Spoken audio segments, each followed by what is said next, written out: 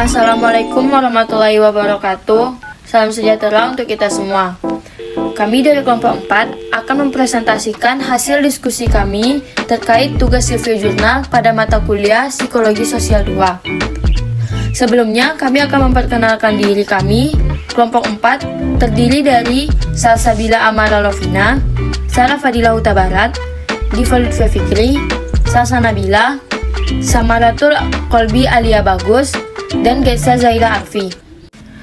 Identifikasi jurnal. Yang pertama, judul artikel, yaitu Diskriminasi Terhadap Agama Minoritas, Studi Kasus di Banda Aceh. Penulis artikel Husni Mubarak dan Intan Dewi Kumala. Judul jurnal, Jurnal Psikologi Unsyiah. Tanggal terbit jurnal, Juli 2020. Halaman jurnal, 42-60. Volume 3, nomor isu 2. Selanjutnya, apa sih tujuan utama dari penelitian ini? Seperti yang kita ketahui, Indonesia merupakan negara bersemboyan Bhinneka Tunggal Ika dengan berbagai keragaman yang ada, baik itu suku, ras, etnis, budaya, bahkan agama. Banda Aceh merupakan kota yang memiliki julukan Serambi Mekah, di mana masyarakatnya mayoritas beragama Islam dan menerapkan aturan daerah yang ketat dan kental dengan ajaran Islam. Lalu, bagaimana dengan masyarakat beragama minoritas yang tinggal di sana? Perlakuan diskriminasi terhadap mereka telah tampak di kehidupan sehari-hari. Oleh karena itu, penulis jurnal menyatakan hal ini perlu menjadi sorotan dengan melihat bagaimanakah dinamika diskriminasi yang dialami oleh masyarakat minoritas tersebut. Yang diharapkan ke depannya dapat mencegah diskriminasi ini lebih berkembang luas dan memicu persoalan di masa yang akan datang. Selanjutnya, apa sih hasil utama dari penelitian ini? Ternyata, dari penelitian yang dilakukan penulis didapatkan bahwa masyarakat beragama minoritas yang tinggal di Banda Aceh mendapatkan diskriminasi dengan pembatasan atau dihambat dalam hal mengekspresikan diri, baik itu berkaitan dengan kegiatan keagamaan, berpakaian, dan pandangan dari lingkungan sekitar. Selanjutnya, bagian-bagian dari jurnal. Yang pertama, pendahuluan. Diskriminasi pada kelompok minoritas di Aceh sudah tampak kemunculannya di tengah-tengah kehidupan bermasyarakat. Hal ini patut menjadi perhatian agar tidak berkembang luas dan menjadi pemicu persoalan di masa yang akan datang. Yang kedua, bagian metode. Desain penelitian ini adalah studi kasus dan analisa deskriptif menggunakan metode penelitian kualitatif, serta menggunakan teknik purposive sampling yang dikombinasikan dengan metode typical sampling. Yang ketiga, bagian hasil. Berdasarkan wawancara 3 partisipan, hasil penelitiannya pada jurnal adalah adanya diskriminasi pada partisipan untuk menggunakan busana muslim atas regulasi atau kebijakan otoritas dengan penyebab diskriminasi ini terjadi karena isu kristenisasi yang beredar di masyarakat. Selanjutnya, pembahasan. Menurut ketiga partisipan dalam penelitian ini, penyebab terjadinya diskriminasi adalah adanya isu kristenisasi yang beredar di masyarakat. Isu kristenisasi tersebut diduga sudah mulai muncul sejak masa konflik di Aceh. Selain itu, karena rendahnya tingkat toleransi pada masyarakat mayoritas di Banda Aceh, sehingga mereka tidak ingin ada agama lain yang berkembang di daerah mereka selain agama Islam. Selanjutnya, novelty atau kebaruan. Jurnal ini termasuk baru karena dirilis pada tahun 2020, serta menggunakan rujukan yang terbit 10 tahun terakhir. Daftar pustaka. Sumber literatur yang digunakan dalam pembuatan jurnal ini sudah kredibel dan relevan. Penulisan daftar pustaka sudah sesuai dengan APA Style. Buku-buku yang digunakan sebagian merujuk pada literatur berbahasa Indonesia dan berbahasa asing, sehingga pembahasaan dan cakupan materi yang diberikan dapat lebih luas. Teori di jurnal Diskriminasi Terhadap Agama Minoritas di Banda Aceh. Pertama itu ada teori dominasi sosial. Ada 3 asumsi yang mendasari teori ini. Asumsi pertama, manusia merupakan makhluk yang cenderung disusun oleh kelompok. Artinya, setiap individu, setiap manusia itu merupakan salah satu bagian dari sebuah kelompok, di mana individu memiliki minimal satu buah kelompok. Yang kedua, setiap kelompok itu memiliki hierarki atau tingkatan yang didasarkan pada usia, jenis kelamin, kelas sosial, ras, kebangsaan, agama, dan lainnya.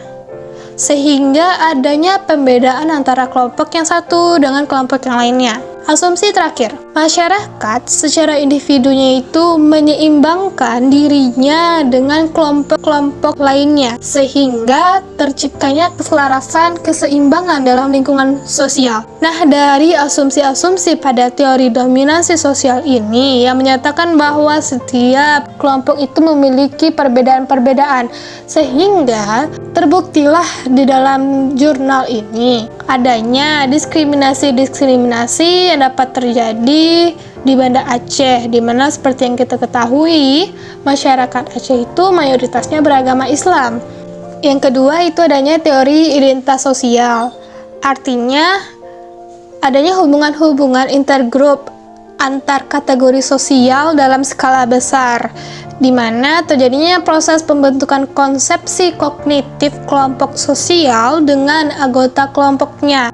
Dalam teori identitas sosial ini ada dua kelas. Pertama, yaitu identitas sosial yang mendefinisikan dirinya dalam sebuah kelompok. Yang kedua, identitas pribadi yang menentukan dirinya dengan sifat-sifat istimewa dalam dirinya sendiri. Dalam identitas sosial ini dikaitkan dengan perilaku-perilaku kelompok. Contohnya, adanya etnosentrisme, in-group bias, solidaritas kelompok, diskriminasi, perilaku normatif, kesesuaian dalam kelompok, stereotip, dan prasangka.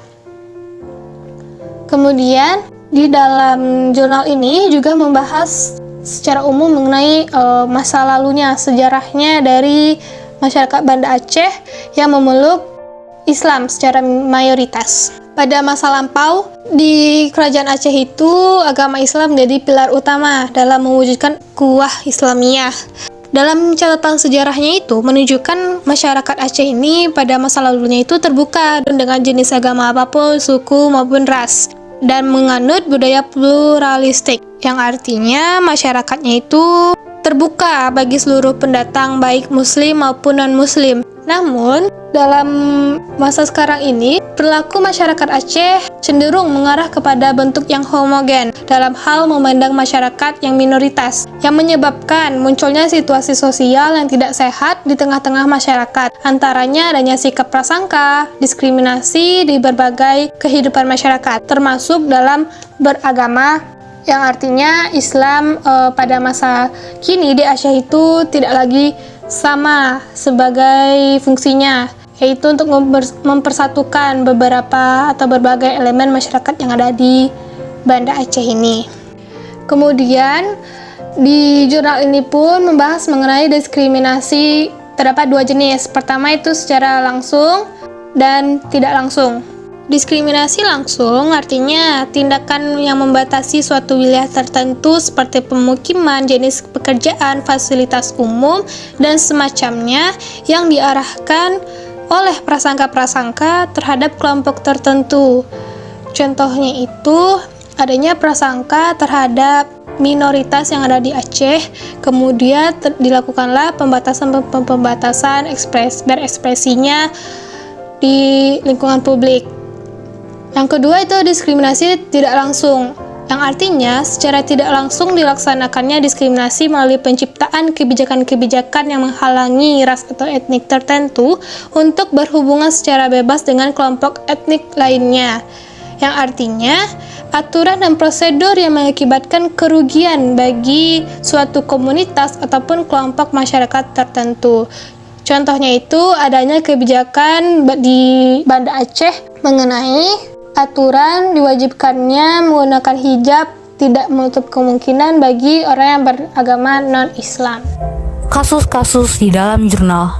Kasus yang pertama datang dari penelitian Ansor pada tahun 2016 yang berjudul Jilbab dan Identitas Hibrid Mahasiswa Kristen Aceh. Kasus ini merupakan kasus yang paling sering terjadi di Banda Aceh. Pada kasus ini dijelaskan bahwa jilbab, identitas perempuan pemeluk agama Islam, dipaksakan untuk digunakan dalam area publik seperti perguruan tinggi negeri atau kampus oleh penganut agama non-Islam. Hal ini juga dibuktikan dengan pengalaman dari subjek 1 dan subjek 3 di mana mereka terjaring razia busana dan mendapat anjuran untuk menggunakan busana muslim. Kasus yang kedua terkait kelompok agama minoritas memiliki keterbatasan ruang gerak dalam mengekspresikan dirinya di ruang publik, serta adanya pembatasan bagi kelompok agama minoritas untuk menunjukkan identitas dirinya yang berkaitan dengan simbol-simbol keagamaan seperti yang dialami oleh partisipan atau subjek 1 ketika ia menggunakan kalung salib. Partisipan atau subjek 1 merasa dihindari oleh teman-temannya ketika ia menggunakan kalung berbentuk salib tersebut. Pembatasan ini juga terdapat pada praktik ibadah di mana partisipan merasa kesulitan untuk mendapatkan tempat ibadah yang hanya dipusatkan pada satu kawasan tertentu. Selain itu juga terdapat regulasi untuk pembangunan tempat ibadah yang dikeluarkan oleh pemerintah daerah yang menyatakan bahwa tidak dapat memperluas dan mengubah bentuk bangunan. Kasus ketiga di dalam jurnal yaitu regulasi pendirian rumah ibadah umat Kristiani di Aceh Singkil juga pernah diulas oleh Ondang dalam Harian Serambi Indonesia bertajuk Konflik Singkil Kearifan yang Terkoyak. Pembakaran rumah ibadah diduga bersumber dari pembenturan kearifan regulasi yang memancing emosi warga untuk berlaku diskriminatif. Kasus ini terjadi karena adanya pandangan beragama secara fanatik oleh beberapa oknum, sehingga memunculkan prasangka-prasangka kepada kelompok minoritas. Kaitan kasus dalam jurnal dengan materi yang sudah kita bahas minggu lalu, yang pertama yaitu mengenai stereotip.